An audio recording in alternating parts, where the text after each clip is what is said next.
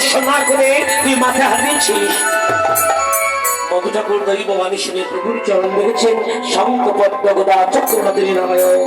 তাই মধু ঠাকুর ঘুরকে ফেলে দিয়ে প্রভুর চরণে পড়ে গেছে, বলছে প্রভু এই দেখা মোর সেই না দেখা, এই দেখা মোর সেই না দেখা, এই দেখা মোর সেই না দেখা, এই দেখা মোর সেই না দেখা। বৃন্দাবনের রাখাল রাজা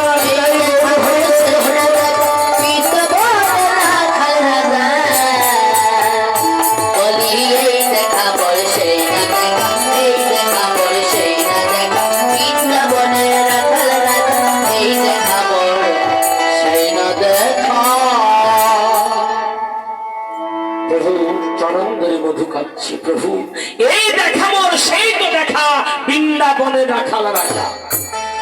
মধু ঠাকুর 4 জন্মে ছিলেন। সত্য যুগে ছিলেন তিনি রাজা বরুদ্ধ।